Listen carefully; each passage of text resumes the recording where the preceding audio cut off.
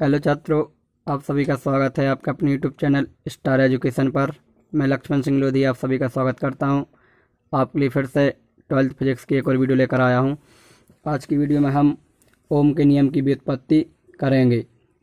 हम पिछली वीडियो में पढ़ चुके हैं ओम के नियम क्या होता है, भी समानुपाती आई। इस नियम की हम क्या करेंगे, व्युत्पत्ति करेंगे। तो सबसे पहले हेडिंग बनाएंगे ओम के नियम की व्युत्पत्ति, और इसमें लिखेंगे माना किसी चालक तार की लंबाई, एक चालक तार बना हुआ है इस प्रकार के, क्या चालक तार है, तो माना किसी चालक तार की लंबाई स्मॉल एल, ये दिख रही है चालक तार की लंबाई स्मॉल एल, व अनुप्रस्थ काट का क्षेत्रफल कैपिटल ए। इस अनुप्रस्थ काट का क्षेत्रफल क्या है, कैपिटल ए, और ये कैसा है, वृत्त के आकार का रहता है, इसलिए इसका फॉर्मूला क्या होता है, पाई आर स्क्वायर। ठीक है, तथा इस चालक के सिरों पर विभवांतर क्या है, भी है। इस चालक के सिरों पर विभवांतर भी लगाने पर इसमें प्रवाहित धारा, जैसे हमने इसके चालक पर विभवांतर भी लगाया तो इसमें प्रवाहित धारा क्या है, आई, तथा चालक के एकांक आयतन में इलेक्ट्रॉनों की संख्या क्या है, स्मॉल एन, तथा इलेक्ट्रॉनों का अनुगमन वेग क्या है, भी डी। ठीक है, तब इसके बाद क्या हो जाएगा, ये डायग्राम है, आपको डायग्राम बनाना है, फिर इसके बाद इसका डेरिवेशन करते हैं। तो अब करेंगे चालक के, लिखेंगे चालक के अंदर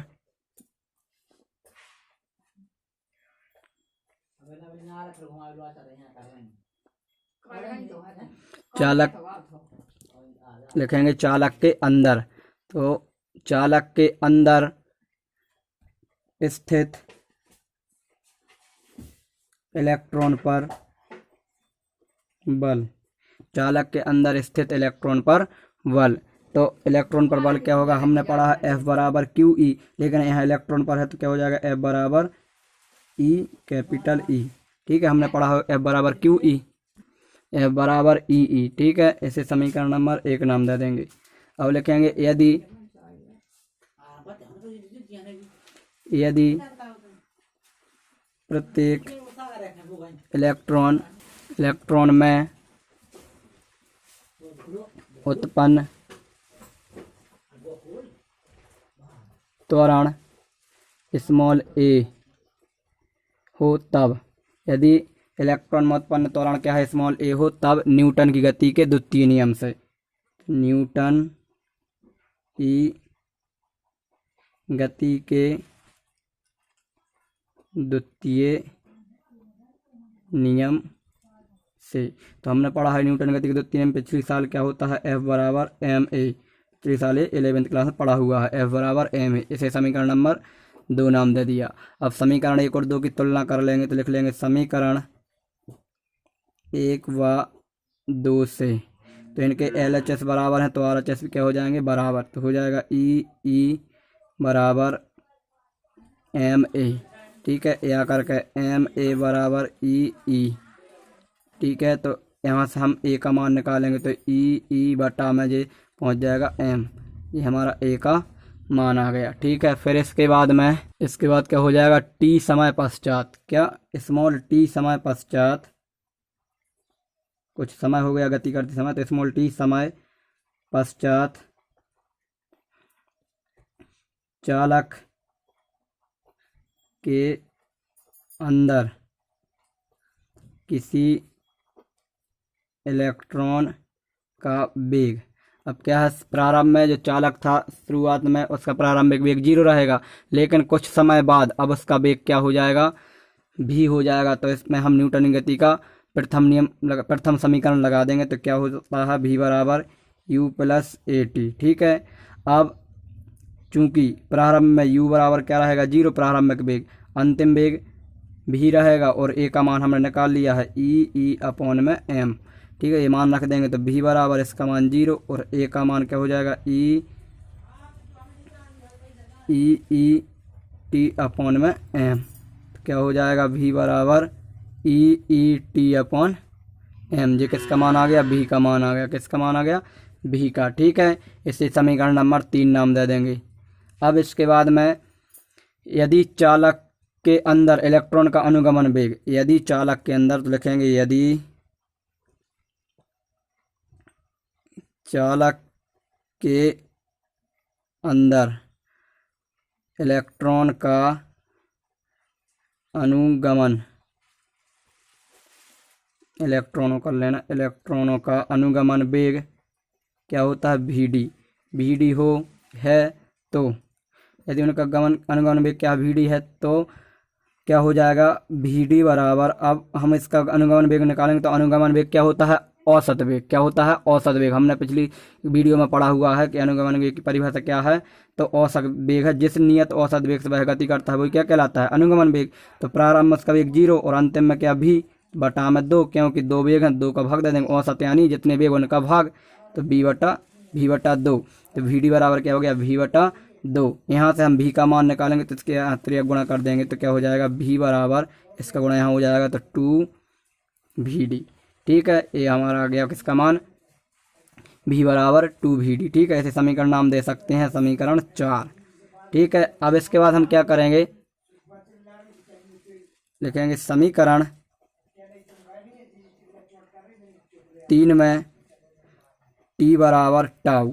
टी क्या है हमारा समय और टाउ भी क्या है हमारा समय है। कौन सा काल है, यह श्रांति काल है, हम पिछली वीडियो में पढ़ चुके हैं। टी बराबर टाउ रखने पर, ठीक है, तो हम क्या करेंगे, समीकरण 3 में टी बराबर टाउ रख देंगे। तो समीकरण 3 तक क्या था, ये था हमारा v बराबर, तो क्या हो जाएगा, v बराबर ई टी की जगह पर टाउ अपॉन में m। इसे समीकरण नंबर 5 नाम दे देंगे। ठीक है, या नहीं देना तो नहीं भी दे सकते हैं, देना है तो हम इसका समीकरण नंबर 5 नाम दे देंगे। ठीक है, अब हम क्या करेंगे, समीकरण 3 और 5 की तुलना करेंगे। इनका LHS बराबर है तो RHS भी क्या हो जाएगा बराबर, समीकरण 4 और 5 की तुलना करेंगे। इनका LHS कैसा है बराबर, तो RHS भी कैसा हो जाएगा बराबर। तो लिख लेंगे समीकरण 4 व 5 से। ठीक है, तो इसके बराबर में से लिखेंगे तो हो जाएगा 2vd बराबर ई टाउ अपॉन m। ठीक है, यहाँ से vd का मान निकालेंगे तो क्या हो जाएगा, vd बराबर ई टाउ अपॉन 2m।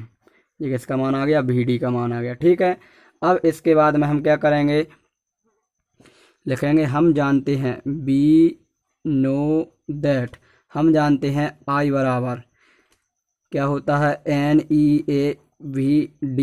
ये भी हम पीछे पढ़ चुके हैं कल की वीडियो में। ठीक है, इसे समीकरण नंबर 6 नाम दे देंगे और इसमें हम क्या करेंगे, vd का मान रख देंगे। तो आप लिखेंगे vd का मान समीकरण 6 में रखने पर, ठीक है, आप लिख लेना पूरा। तो I बराबर NeAVD, vd का मान क्या हो जाएगा, 2e टाउ अपॉन ई है अपॉन 2m। ठीक है, अब इसके बाद हम क्या करेंगे, इस अंदर इंटू कर देंगे तो I बराबर एन ई का गुणा ई में तो ई स्क्वायर ई टाउ अपॉन में 2m। ठीक है, ये किसका मान आ गया, I का मान आ गया। अब इसके बाद में लिखेंगे साइड में, चूंकि v बराबर क्या होता है, E इंटू एल। ठीक है, तो यहाँ से हम E का मान निकालेंगे तो क्या हो जाएगा, v अपॉन में l। क्या हो जाएगा, v अपॉन में l। तो हम इस E की जगह पर ये मान रख देंगे। तो I बराबर एन ई स्क्वायर, ए की जगह पर क्या हो जाएगा, v अपॉन l, और ये ई का v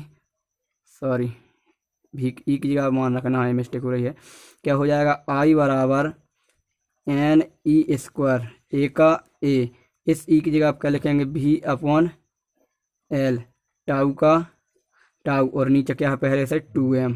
ये किसका मान आ गया, I का मान आ गया। ठीक है, अब हम इस यहाँ से v का मान निकालेंगे तो इसका क्या करेंगे, यहाँ से गुणा, क्या हो जाएगा, I l 2m बराबर एन ई स्क्वायर ए भी टाउ। ठीक है, अब ये सब गुणा में है, कहाँ जाएंगे, बटा में, कहाँ, तो क्या हो जाएगा, v बराबर यहाँ से लिख सकते हैं 2ml बटा में एन ई स्क्वायर ए टाउ, बाहर लिख लिया I। लिख लेंगे जहाँ ये हमारे ब्रैकेट में लिखा है, ये पूरा क्या है, नियतांक है, क्या है, नियतांक। लिख लेंगे 2ml अपॉन में एन ई स्क्वायर ए टाउ बराबर R। क्या है, एक नियतांक है, क्या है, नियतांक। ठीक है, ये पूरा क्या है, एक हमारा नियतांक है, निश्चित रहेगा इनका मान। ठीक है, तो भी बराबर क्या हो जाएगा इसके यहाँ पर आर और ये आई। ठीक है, अब यहाँ से हम आर हटाएंगे तो क्या आ जाएगा, जब नियतांक हटाते हैं तो समानुपाती का चिन्ह आ जाता है, और जब समानुपाती चिन्ह हटाते हैं तो क्या आता है, नियतांक। तो लिख लेंगे यही ओम का नियम है, यही ओम का नियम है। ठीक है, थोड़ा सा डिफिकल्ट है लेकिन आप बार बार प्रैक्टिस करेंगे तो आपको आने लगेगा। ठीक है, इसके बाद आज की वीडियो में इतना ही। यदि आपने इससे पहले की वीडियो नहीं देखी है तो ऊपर आई बटन पर क्लिक करें तो आपको इससे पहले की वीडियो मिल जाएगी। मिलेंगे नेक्स्ट वीडियो में, तब तक के लिए जय हिंद जय भारत।